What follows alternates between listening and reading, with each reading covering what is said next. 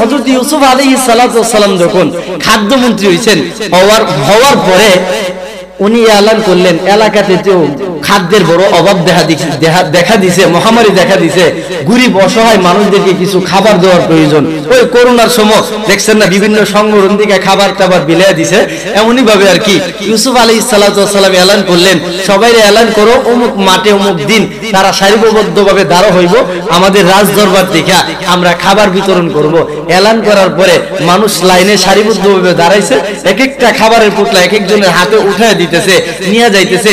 এই লাইনের মধ্য দিয়া 8 বছরের একটা ছেলে বাচ্চা আইসা হাত পাচ্ছে, তার হাতে একটা দেওয়ার পরে, একবার দেওয়ার পরে এটা প্রথমটা রাইখা দ্বিতীয়বার আবার এসে হাত পাচ্ছে। ইউসুফ নবী বলে, এই বাচ্চা তোরে তো আমি চিনছি, তুই তোরে একবার দিলাম দ্বিতীয়বার আবার আসলি কেন?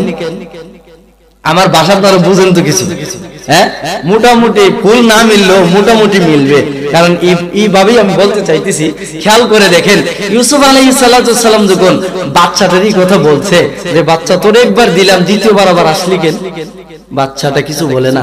ইউসুফ নবী কো ছোট মানুষ তো বোঝে না, আর একটা পুটলা তার হাতে দিয়া দে। দ্বিতীয়বারও তারে কি করছে, খাবার দিয়া দিছে। পোলাটা আবার কি করছে, দ্বিতীয়বার রাখা তৃতীয়বার আবার এসে হাত পাচ্ছে। ইউসুফ নবী তৃতীয়বার হেরে আর নরম সুরে বলছে না, তারে বলতেছে একটু দমক দিয়া, হে বাচ্চা তোরে না একবার দিলাম কিছু বললাম না, দ্বিতীয়বার দিলাম এও দিলাম, আবার তৃতীয়বার আসলি কেন, তোর তো সাহস কম না? বাচ্চাটা বলে, ইউসুফ পয়গম্বর আপনি আমারে একবার দুইবার তৃতীয়বার দেওয়ার কারণে আপনি আমার দমক মারলেন, আপনি যদি আমার চিনতেন আপনার খাদ্য গোডাউনের সমস্ত চাবিকাঠি আমি ছেলের হাতে উঠাইয়া দিতেন। আর আসতে কোন সুবহানাল্লাহ। ও সত্য শুধু দিতেছি, এটা গ্রহণ করার পরে যদি আওয়াজ না আসে তাহলে তো মনে করে যে এবার ক্যান্সার হয়ে গেছে। এজন্য এটা আওয়াজ দিবেন, একটু বড় আওয়াজ দিবেন। দেখেন ইউসুফ নবীর কাছে যখন ছেলেটা এই কথা বলছে, ইউসুফ পয়গম্বর বলে, তোর তো সাহস কম না, আমার কাছে তুই বলতেছস যে তোরে চিনছি কিনা, চিনলে নাকি খাদ্য গোডাউনের সমস্ত চাবিকাঠি তোরে দিয়া দিতাম। আচ্ছা এই বিতরণ বন্ধ কর, ওরে আগে চিন্নালই, হ্যাঁ তোর পরিচয় দেয়। ইউসুফ নবী যখন এই কথাটা বলছে, বাচ্চাটা বলে, আপনি যখন আমার কাছ থেকে পরিচয় নিবেন তাইলে পরিচয়টা নেন। ও ইউসুফ পয়গম্বর, আপনি আপনার বাবার কাছে আপনার অন্য 10 ভাইয়ের চাইতে বড় মহব্বতের ছেলে ছিলেন। জোরে বলেন। ইউসুফ পয়গম্বর বলে, হ্যাঁ তোমার কথা সত্য। বাচ্চাটা বলে, ও ইউসুফ পয়গম্বর আপনারা যখন আপনার বাবা আদর করে, এই আদর অন্য 10 ভাই সহ্য করতে পারতেছিল না, যেইভাবে হোক তারা পরামর্শ কইরা একত্রিত হইছে, না রে ইউসুফরে রাখা যাবে না, তারে দুনিয়া থেকে বিদায় করে দিতে হইব, যেইভাবে হোক আব্বার কাছ থেকে লয়া তারে হত্যা করে ফেলতে হইব। এমন ভাবে আপনার ভাইয়েরা আপনার বাবার কাছ থেকে আপনারে উঠায়া নিয়া কুয়ার মধ্যে নিক্ষেপ করছিল। বলে, হ্যাঁ তোমার কথা সত্য। ওই ইউসুফ পয়গম্বর এখানেই শেষ না, কুয়াতে নিক্ষেপ করার পরে একদল বাণিজ্যিক কাফেলা পানি নিতে আইসা আপনারে দেখছে আপনি নিচে পড়ে আছেন, আপনারে উঠায়া তারা মনে করতেছে হেরে যদি বাজারে নিয়ে বিক্রি করি মোটা অঙ্কের টাকা পাওয়া যাইব, এই জন্য আপনারে উঠায় নিয়ে মিশরের বাজারে বিক্রি করছিল। বলে, হ্যাঁ তোমার কথা সত্য। ও ইউসুফ পয়গম্বর আপনারে যার কাছে বিক্রি করছিল সে তৎকালীন মন্ত্রী ছিলেন, আজিজে মিশর আপনারে কিনা নিছিল। বলে, হ্যাঁ তোমার কথা সত্য। ও ইউসুফ পয়গম্বর আজিজে মিশর আপনারে কিনা নিয়া তার বিবি জুলাইকার হাতে উঠায় দিয়েছিল। বলে, হ্যাঁ তোমার কথা সত্য। জুলাইকেও আপনারা ছোট থেকে লালন পালন করতে করতে আপনি যখন প্রাপ্ত বয়স্ক উপনীত হয়েছেন, আপনার যখন সৌন্দর্য শুধু বাহির হইতে শুরু করছে, আপনার সাথে প্রেম করার জন্য, খারাপ কাজ করার জন্য জুলাইকা হঠাৎ কইরা তার রুমের ভিতরে আপনারে ঢুকায়া তার রুমের 7টা গিটের মধ্যে তালা লাগাই দিছিল। বলে, হ্যাঁ তোমার কথা সত্য।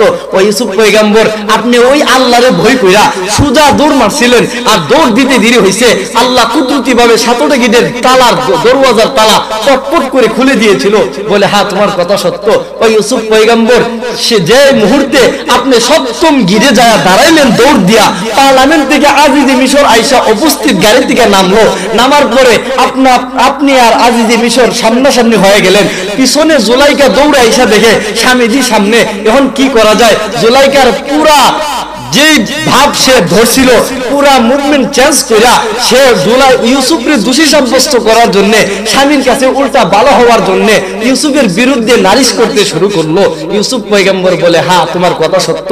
ও ইউসুফ পয়গম্বর আপনার আর আজিজে মিশরের মধ্যে যখন জুলাইখার মধ্যে যখন কথা তর্কাতর্কি চলতেছিল, আপনাদের আওয়াজ শুই না পাশের বাড়ি থেকে 3 মাসের একটা বাচ্চা কোলে নিয়ে একজন মহিলা আপনাদের সামনে উপস্থিত হয়েছিল। বলে, হ্যাঁ তোমার কথা সত্য। সুবহানাল্লাহ জোরে বলেন। ইউসুফ পয়গম্বর এই কথা বলার পরে বাচ্চাটা বলে, ও ইউসুফ পয়গম্বর কঠিন মুহূর্তে ওই আল্লাহ তাআলা পৃথিবীতে 3টা মানুষের জবান, 3টা বাচ্চার জবান আল্লাহ তাআলা খুলে দিয়েছিল। বাচ্চার জবানটা আল্লাহ খুলে দিয়েছিল। এর মধ্যে ওই সময়ের একটা বাচ্চা বলে, হ্যাঁ তোমার কথা সত্য। তোমার এই কঠিন সময়ের মধ্যে ওই 3 মাসের বাচ্চার জবান দিয়া একটা চরম পর্যায়ের সত্য একটা ফায়সালা বাহির হয়েছিল। বলে, হ্যাঁ তোমার কথা সত্য। ফায়সালাটা হলো আজিজে মিশরের ওই বাচ্চাটা বলছিল, ও আজিজে মিশর আপনি দেখেন ইউসুফ দোষী না জুলাইখা দোষী, সত্যটা বাহির হয়ে যাবে। ইউসুফের পোশাকটা সামনে দা ছিঁড়া না পিছন দিক দিয়া ছিঁড়া। বলে, হ্যাঁ তোমার কথা সত্য। ওই ছোট বাচ্চাটা এই কথাটা বলছিল। বলে, হ শুনো, ওই 3 মাসের বাচ্চাটা কঠিন মুহূর্তে সত্য একটা কথা, এই কথাটা বলছিল। এই বাচ্চাটা অন্য কেউ না, আজকে তোমার সামনে 8 বছরে পরিণত হয়ে ওই 3 মাসের বাচ্চাটাই দাঁড়া হয়ে আছে।